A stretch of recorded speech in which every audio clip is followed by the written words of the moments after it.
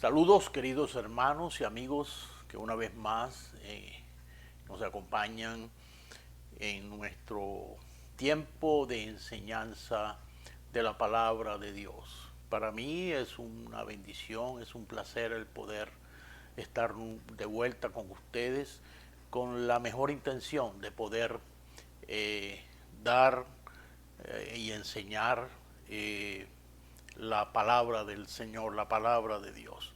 Eh, antes de comenzar, como siempre lo hacemos, es encomendar en las manos de nuestro Dios este tiempo que vamos a estar compartiendo en la primera epístola del apóstol Juan. Ya son unas cuantas semanas estudiando esta maravillosa carta de enseñanza y vamos a pedirle al Señor que nos ilumine, que nos traiga revelación de lo alto y que este tiempo sea de bendición y de edificación para todos y cada uno de nosotros. Oremos al Señor. Amado Dios, te damos gracias en esta mañana. Gracias por la oportunidad y la bendición que nos permites nuevamente de poder estar en tu presencia. Agradeciéndote, como siempre lo hacemos, Señor, por este hermoso día que nos permites con vida y cuando podemos una vez más disponer no solamente nuestro tiempo, sino también nuestro corazón para ti, Señor. Pedimos tu ayuda, que tu Espíritu Santo traiga la palabra fresca, revelada a nuestros corazones. Tú estás mirando, tú conoces los corazones y las personas que han de ver este video y que ellos puedan también recibir la porción que tú tienes para sus vidas en este día. Gracias te damos, recibe la gloria y la honra y te lo agradecemos en el nombre de Jesucristo. Amén. Bien, vamos a proseguir entonces estudiando, como lo hemos venido haciendo ya durante varias semanas, en la primera epístola del apóstol Juan. En el estudio de la semana pasada tocamos un poco el tema concerniente al surgimiento o aparición en la escena humana del personaje citado por el apóstol Juan y conocido como el anticristo. También escribió acerca del espíritu anticristo que ya imperaba entre los cristianos del primer siglo y del engaño que se apoderaría de generaciones enteras en los tiempos por venir. Y este segundo punto fue el que abordamos, ya que la intención más destacada de este pasaje es poner en alerta a los creyentes acerca del engaño que estaba surgiendo con mucha sutileza y que se proyectaría hasta el final de los tiempos.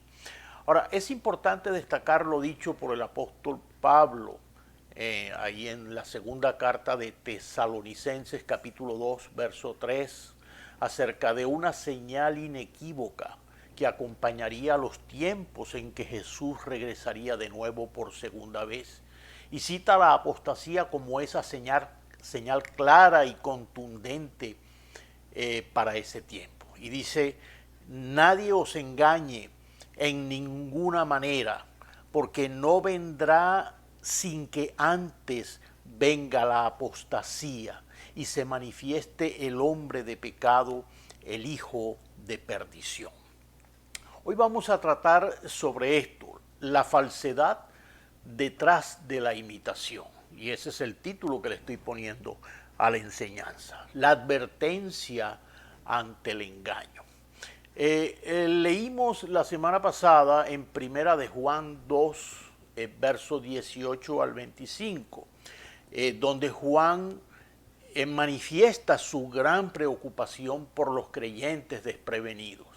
Y eso fue lo que lo llevó entonces a escribir esta carta para advertir a la iglesia de falsos ministros, falsos evangelios, falsas doctrinas, falsas enseñanzas, falsos cristianos.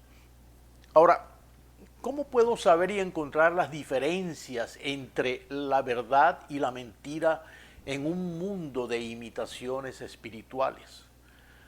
Bueno, vayamos y entremos en materia. En nuestras Biblias, en la primera epístola de Juan, vamos a verlo entonces, vamos a estar en el capítulo 2, ahora verso 26 y verso 27, que dice: os he escrito esto sobre los que os engañan, pero la unción que vosotros recibisteis de él permanece en vosotros, y no tenéis necesidad de que nadie os enseñe, así como la unción misma os enseña todas las cosas, y es verdadera y no es mentira. Según ella os ha enseñado, permaneced en él. Qué bueno saber que Dios nos ha provisto por medio de su Espíritu Santo de recursos o herramientas diseñadas para detectar y discernir entre la verdad y las falsas imitaciones espirituales. Comienza diciendo el verso 26, os he escrito esto. Uno de los propósitos de esta carta es contarles sobre los que os engañan o tratan de engañarlos. La palabra engañar podría ser traducida también seducir. Los falsos maestros tratan de seducirnos para que los sigamos. Estemos claros, hoy día, mire, en el espectro o radio de acción o influencia con la que cuentan los falsos maestros, se ha multiplicado de una manera exponencial con la llegada del Internet y de las redes sociales, haciendo de este problema del engaño un problema mucho más complejo y gigantesco, con mayor influencia sobre millones y millones de personas. Muchos de estos engañadores tienen personalidades encantadoras, muchas veces sofisticados, capaces de crear una imagen de ministerios poderosos, con mucha influencia en círculos cristianos y no cristianos. Y lo peor de todo es la cantidad de seguidores que logran atraer, ya que son por lo general excelentes oradores y en muchos casos con una gran capacidad de persuasión. Juan ya los ha identificado anteriormente en este mismo capítulo 2 como anticristos. Eso lo podemos ver en los versos 18 y 19 que estuvimos viendo la semana pasada. Y estos anticristos, estas personas que están en contra de Cristo, quienes buscan venderle algo en vez de Cristo, quienes quieren reemplazar a Cristo o la enseñanza de Cristo, simplemente ya abandonaron la iglesia, como lo enseña entonces el versículo 19. Salieron ya de nosotros. Ellos han dejado la iglesia, pero no dejan a la iglesia tranquila. Ahora, ¿por qué? Porque ahí es donde está la lista, por decirlo de alguna manera, de clientes potenciales para ellos. Ellos quieren captar seguidores. Estos falsos maestros estaban interesados en hacer un daño aún más grande. Ellos estaban vendiendo imitaciones falsas del Evangelio. Y aunque ellos se habían ido de la asamblea, ellos aún querían retener todos sus contactos con las personas y así poder continuar entonces influenciando a los fieles, desviándolos y engañándolos. Así que Juan hace la advertencia al cuerpo de Cristo del peligro del engaño espiritual. Ahora, surge la pregunta, ¿cómo puede un cristiano afrontar este tipo de peligro? ¿Cómo podemos nosotros detectar imitaciones espirituales bien pensadas, tan parecidas al original, y especialmente cuando vienen con un trasfondo bien montado y persuasivo que confunden aún a creyentes con larga trayectoria en el Evangelio? Mire, hay cosas que pudiéramos tener o poseer creyendo que son cosas originales y al final resultar que no lo son. Hoy día se producen muchas imitaciones tan parecidas a un original que aún para los expertos es difícil diferenciar entre una pieza original y una imitación. En el mundo de las modas, mire, y de las marcas, esto se ve con muchísima frecuencia. Hoy existen muchas marcas de artículos que inundan los mercados haciendo ver algo que parece genuino, convenciendo a sus compradores que el nombre sobre la etiqueta que llevan no es falso, pero resultando ser simplemente una imitación. En relación a las imitaciones en asuntos religiosos sucede lo mismo. Nos dicen, mi religión es un artículo 100% genuino. Mire, lo va a conectar con Dios, lo va a llevar al cielo. Está afirmado por Jesús mismo. Jesús lo hizo. Estudiando sobre este tema y preparando este estudio, me llamó mucho la atención un caso que leí de una estafa que fue noticia ya en los años 2009, 2010, más o menos por ahí, y más que todo allá en la prensa de Europa, por la gran influencia que el estafador había alcanzado entre la nobleza y los círculos más influyentes de Europa. Y fue el caso de un vendedor de instrumentos musicales, conocido como el príncipe Stradivarius, que logró estafas por encima de los 200 millones de dólares con la venta de instrumentos musicales aparentemente antiguos, especialmente con la venta de supuestos violines fabricados por el legendario Antonio Stradivarius, el artífice del siglo XVII, y que hoy día se cotizan en varios millones de dólares cada violín.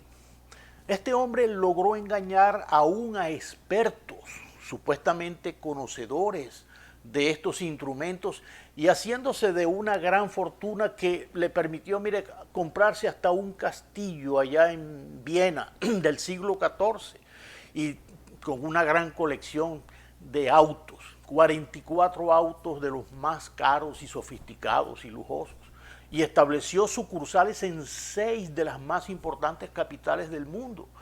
Y uno se pregunta, ¿cómo puede suceder algo así?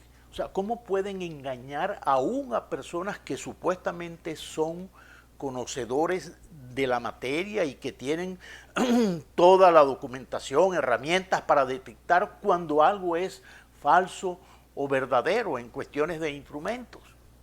Y usted dirá, ¿cómo puedo saber y encontrar las diferencias entre la verdad y la mentira en un mundo de imitaciones espirituales si no soy un experto en teología? Bueno, mi amado hermano y amigo, mire, ya somos dos, ya que yo tampoco lo soy. Ahora pongamos las cosas en su lugar. En el caso de las personas engañadas en la adquisición de un instrumento o una pieza de arte, las consecuencias simplemente se hacen sentir en su economía o en sus bolsillos o en su orgullo por haber caído como tontos. Pero eso no trasciende más allá de eso. Si aún murieran creyendo que la pieza que tenían o el instrumento que poseían era original sin saberlo, eso, bueno, no los enviaría al infierno por haber sido engañados o por haber conservado un vulgar o barata imitación de una pieza que parecía original. Pero si tiene un evangelio falsificado, si tiene al Jesús equivocado y se conforma con una imitación espiritual, entonces su eternidad está en juego. Por eso Juan escribe tan apasionadamente, mire, y le comunica al creyente cómo detectar imitaciones espirituales y con qué puede contar para ayudarle a discernir entre la verdad y las falsificaciones. Francamente, no hay estafa más grande y con más potenciales clientes para ser engañados y defraudados anualmente que las estafas o imitaciones de Satanás hechas en el nombre de Dios. Dice el siguiente versículo, el 27, pero la unción que vosotros recibisteis de Él permanece en vosotros y no tenéis necesidad de que nadie os enseñe, así como la unción misma os enseña todas las cosas y es verdadera. Y no es mentira, según ella os ha enseñado, permaneced en Él.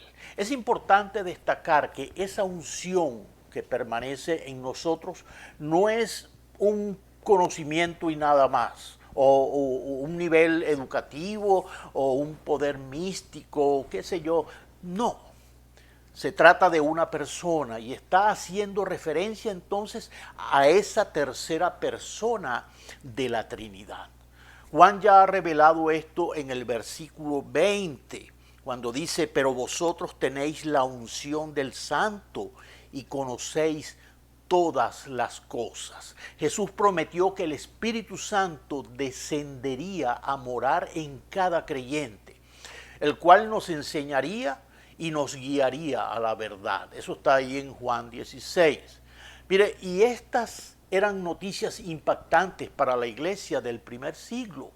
En el Antiguo Testamento el Espíritu Santo estaba reservado para los reyes y profetas, y muy ocasionalmente para gente común cuando el Señor quería realizar algo extraordinario con ellos. No era una morada permanente, sino era una visita temporal. De esa manera es que se manifestaba en el tiempo antiguo.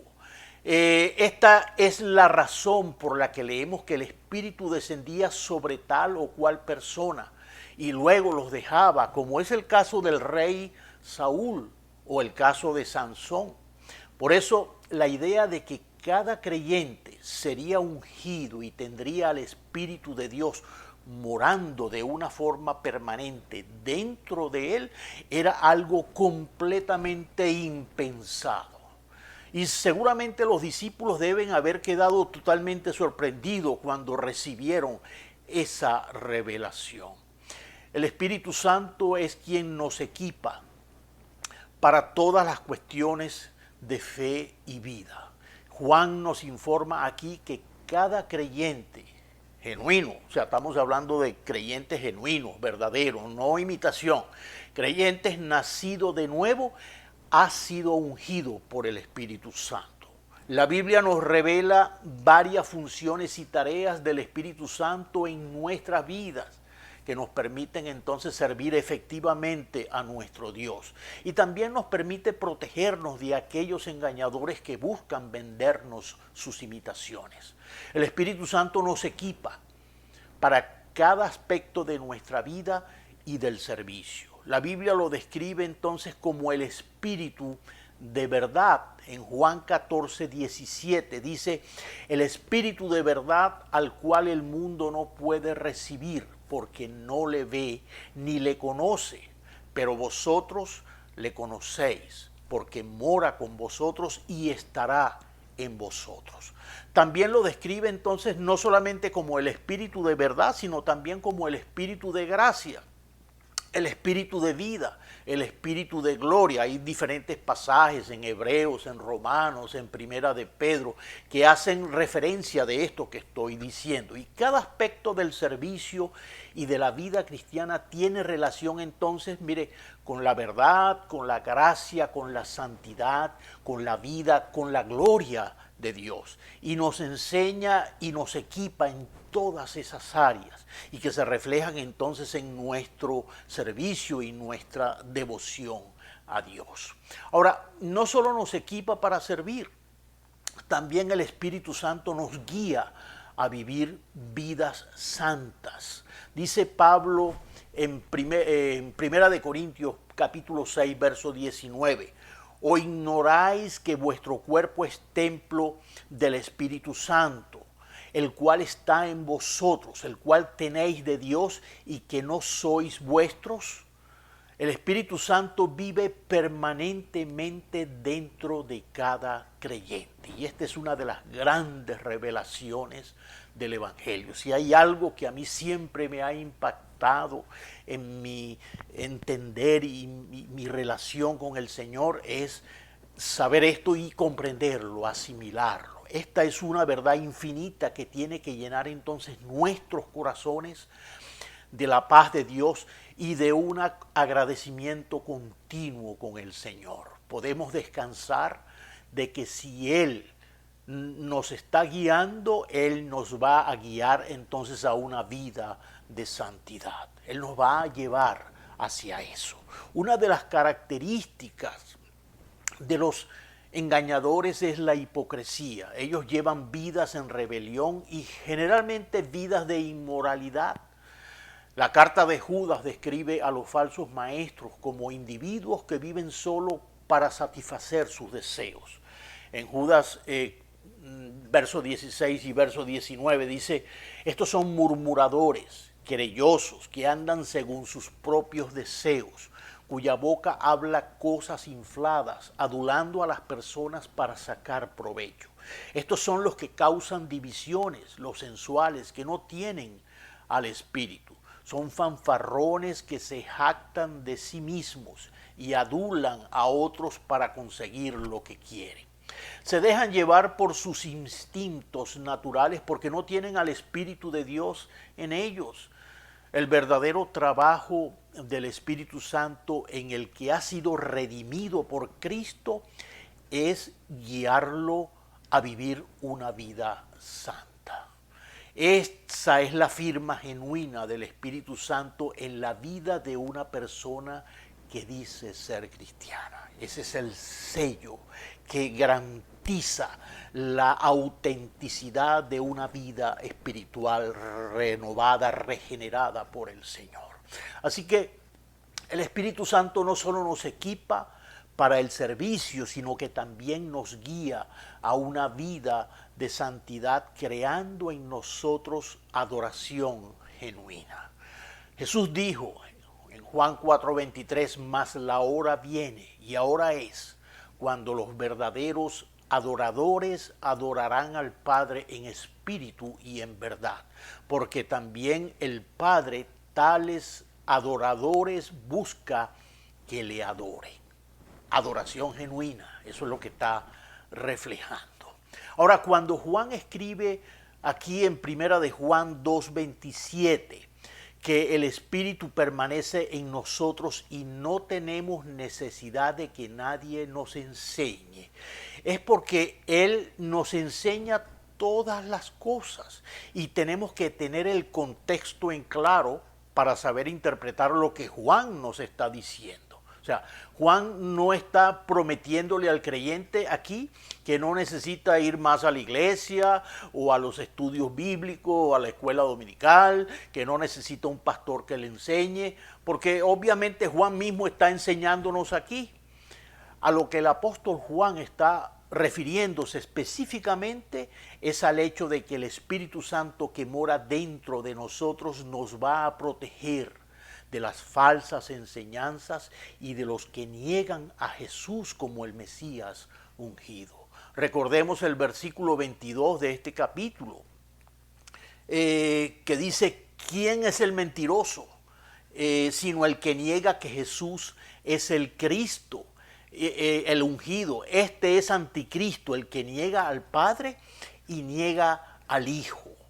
Gran parte del engaño en que está sumida, mira, una gran parte de la población mundial es negando a aquellos que niegan a Jesucristo como Dios encarnado. Eso por un lado. Y por otro lado, vamos también a detectar el evangelio falso y la falsa religión, o un predicador falso, o un maestro falso, o un autor de libros hablando falsedad, por el hecho de que aunque estén hablando de Dios, lo van a hacer de una manera muy genérica, donde tal vez lo identifiquen con diversos nombres, y eso es común verlo hoy día, dependiendo de la cultura, y lo nombran con diversos calificativos. Muchos lo identificarán entonces como Jesús, otros como Krishna, otros como Mahoma, otros como Buda o qué sé yo. Juan en su evangelio nos enseña que el trabajo distintivo del Espíritu Santo es glorificar a Jesucristo y exaltarlo como algo más que un hombre, como Dios encarnado. De hecho, Jesús mismo le dijo a sus discípulos que después de que ascendiera, el Espíritu de Dios descendería y le glorificaría. Y eso está en Juan capítulo 16, cuando dice, Él me glorificará porque tomará de lo mío y os lo hará saber. Los falsos maestros desacreditan a Cristo. El Espíritu Santo, al contrario, lo vindica, lo reconoce, lo promueve. Los engañadores denigran la deidad de Cristo. El Espíritu Santo exalta la gloria de Cristo. En resumen, la verdadera religión, por decirlo de alguna manera, va a promover la adoración a Cristo. O sea, por otro lado, el Espíritu Santo sirve como promesa de nuestro futuro en el cielo. Pablo escribe a los corintios diciéndoles que el Espíritu Santo es como un pago por adelantado para el creyente. Dice en 2 de Corintios capítulo 1, verso 22, el cual también nos ha sellado y nos ha dado las arras del Espíritu en nuestros corazones. La palabra traducida aquí, arras, es una palabra que se refería a un pago inicial, a un anticipo, una garantía. O sea, es un compromiso y una promesa que cuenta con una señal visible.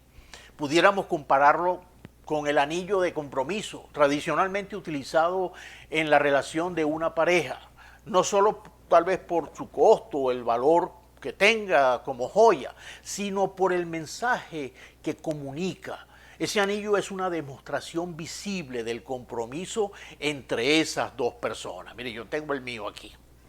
Y ese anillo es un mensaje para todos los demás de que ella o él ya no está disponible para nadie más.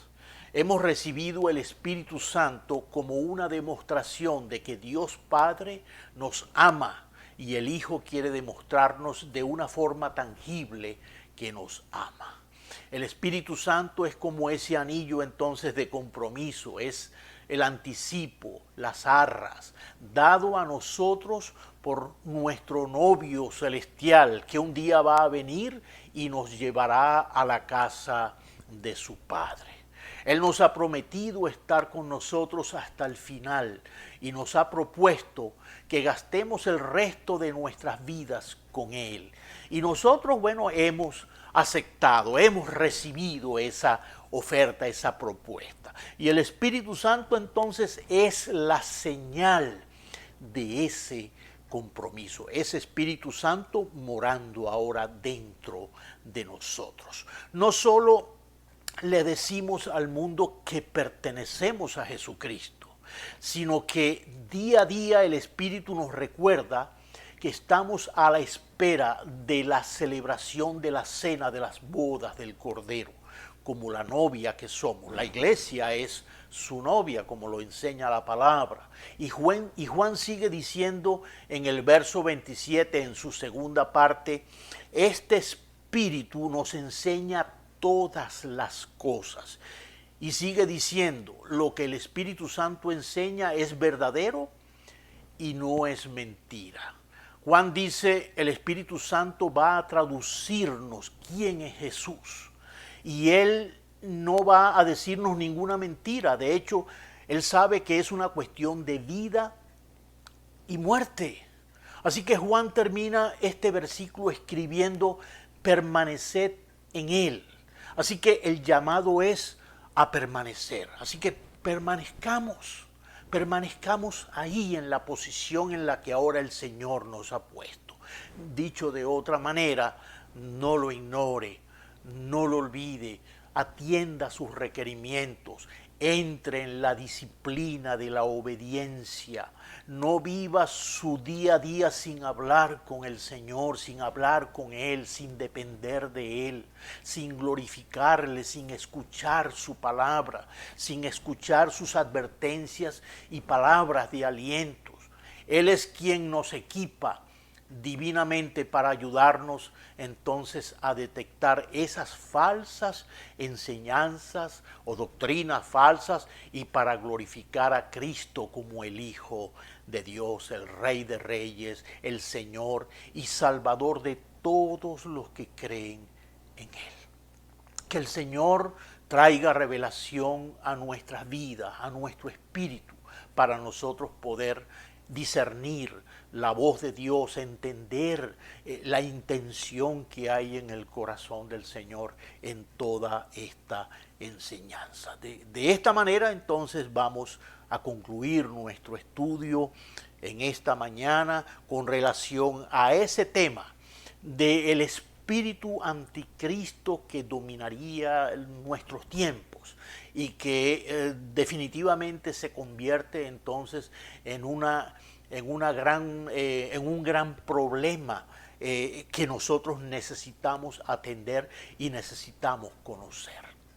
Que el Señor nos ayude y que Él pueda transformar nuestra manera de ver nuestra vida espiritual, nuestro cristianismo, y que podamos atender todas estas cosas y poniéndolas delante de Él. Vamos a orar en esta mañana y yo te invito, querido hermano, querido amigo que nos estás mirando, que pongas tu confianza en el Señor. Dios es un Dios de cambios, es un Dios de amor, es un Dios de misericordia. Dios está mirando nuestros corazones y la intención que hay en nuestra vida.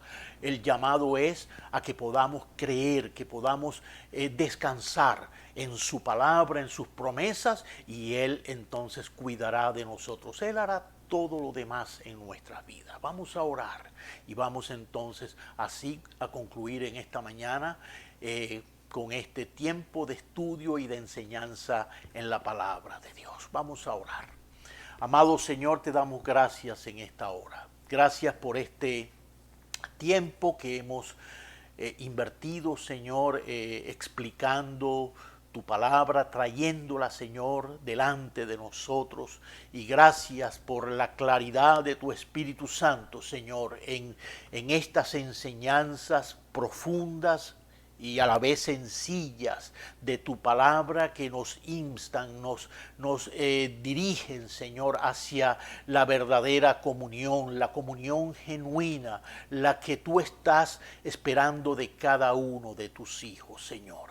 Te pido, Señor, por cada persona, por cada hermano, donde quiera que se encuentre, por cada amigo que ha escuchado esta enseñanza, toca sus corazones y tráele a tus caminos, a tus pies, a esta revelación que transforma nuestras vidas y nos trae a la seguridad de nuestra eternidad, Señor. Gracias te damos en esta mañana. Danos tu bendición y acompáñanos en el resto de este día, que podamos estar en perfecta comunión contigo, Señor, y con nuestra familia. Todo esto te lo pedimos dándote las gracias en el nombre de Jesucristo. Amén. Bien, de esta manera entonces quedamos ya listos para nuestra próxima entrega. Continuaremos compartiendo de la palabra del Señor. Que tengan un feliz día, muy bendecido, y que el corazón pueda estar conectado siempre con el Señor a donde quiera que vayan, en todo momento y en todo tiempo. Bendiciones para todos.